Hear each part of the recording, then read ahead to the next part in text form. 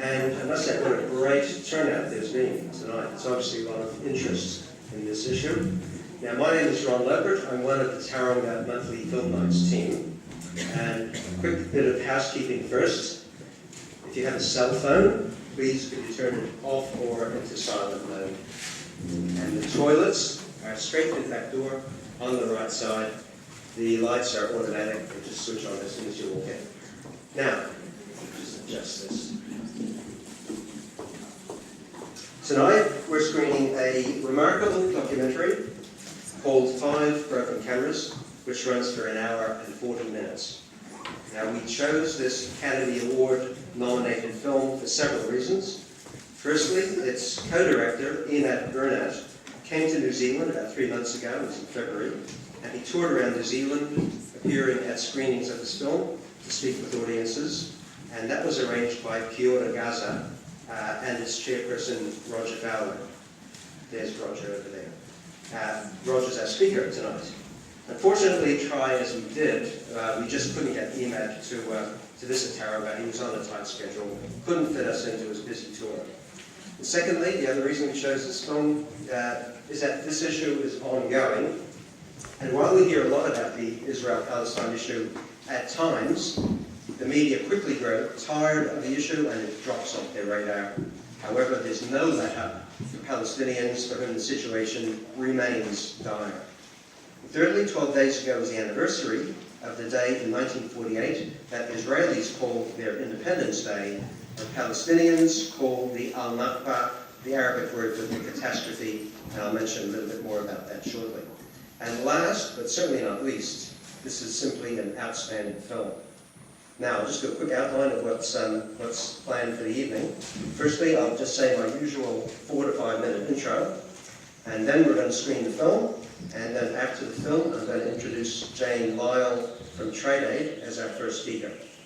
Jane will describe the situation of disadvantage facing the Palestinian producers of some of the trade aid products that we sell, and outline some options for positive actions we can take here in Tauranga to help contribute to change over there. And then after Jane's finished, Amnesty International local branch coordinator, Dolores Edge, will explain what Amnesty International does to preserve human rights around the world, and particularly regarding Palestinians. And then I'm going to introduce our keynote guest speaker tonight, Roger Fowler. We're very fortunate in having Roger here tonight. After Roger speaks, we'll have an audience discussion, and then we're going to wrap up the formal part of the evening. But then stick around if you can, because we're going to have a cup of tea or coffee and some healthy nibbles, most of which is being provided tonight by Trade Aid Tauranga, over there on that table over there. Impressive looking fare. And you'll also have an opportunity to sample some of the products made by Trade Aid's Palestinian partners. And you'll be able to purchase some of the products at Trade Aid's store over there. So now to introduce the film. May the 15th, 1948, 68 years ago, is known worldwide as the day the State of Israel was created. But for Palestinians, it marks, as I mentioned before, the beginning of Al-Nakba, or the catastrophe, the beginning of their forced dispossession of their homeland. Now, accusations of anti-Semitism are often used to silence Israel's critics, blocking discussion of and dissent against Israel's ongoing oppression of Palestinians. In case anyone here considers our screening of this film this evening as an act of anti-Semitism, I should point out that I come from an American Jewish background. I have always been particularly sensitive to anti-Semitism, and particularly the horrors Jews went through during the Nazi era and the Holocaust. Many of my relatives fell victim in that awful era.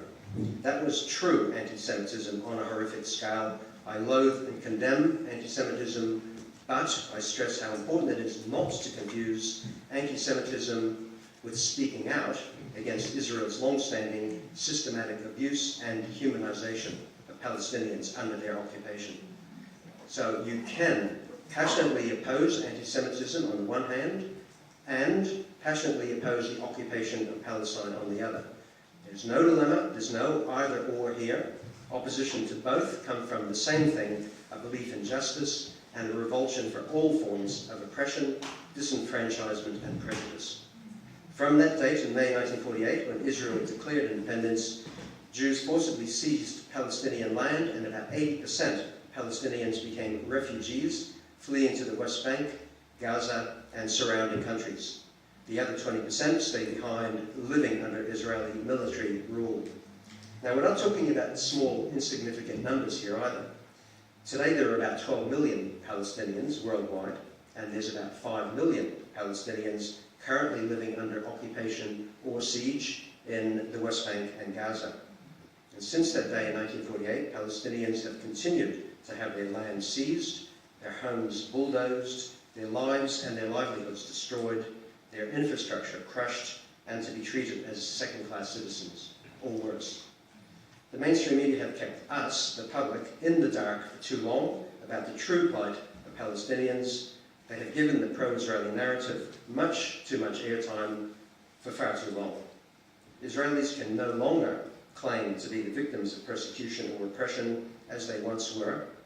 They have one of the strongest militaries in the world and the backing of the superpower USA, militarily, financially, and politically.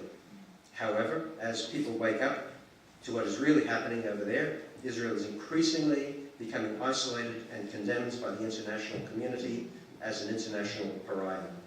Israel cites security and self-defense as justifications for their actions, but the harsh, confronting reality can no longer be kept from us. This film tonight gives us a small insight into what life is like for ordinary Palestinians living under Israeli occupation in a small village in the West Bank. So, enough said for the moment. It's time to watch the film.